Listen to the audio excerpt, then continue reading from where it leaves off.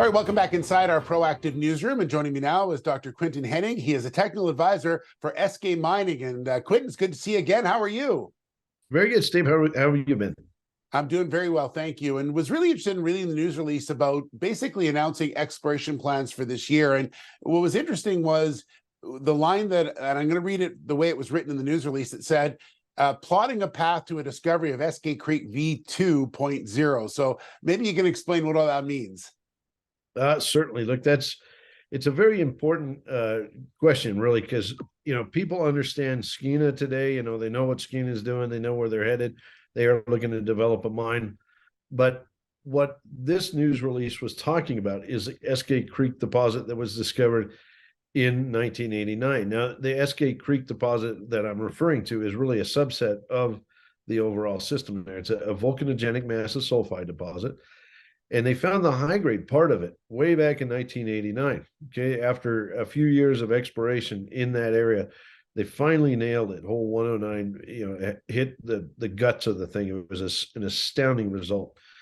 The deposit ended up producing about 3.3 million ounces of gold and nearly 160 million ounces of silver. It was an astounding mine for many, many years.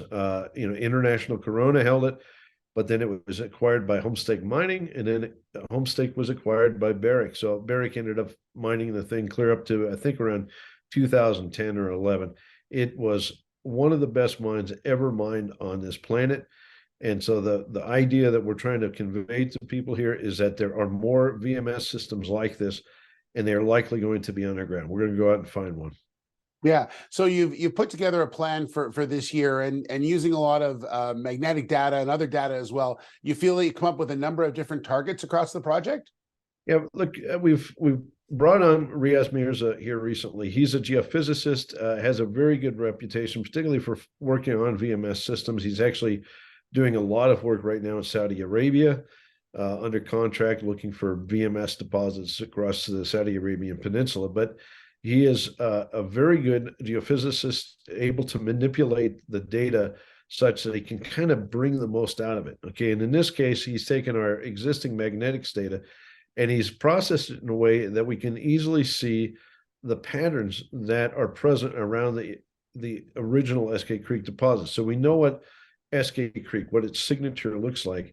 And because we know that, then we can take that information and look elsewhere on our property for analogs. And we found a number of these analogs, and we plan on testing multiple targets that have come from this exercise this year.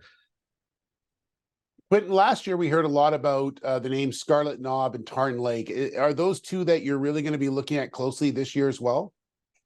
There's quite a few more now, but those are certainly ones we're going to follow up on. We did get some pretty decent drill intercepts, albeit early stage, at Scarlet Knob last year.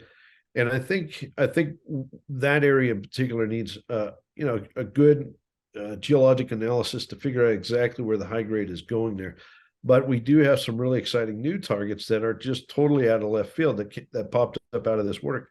So Maroon Cliffs in particular, which sits to the north of Tarn Lake, it's actually up at the north end of the eastern anticline. So if you look at the region, there's several anticlines. There's 3 anticlines that span kind of north-south trending.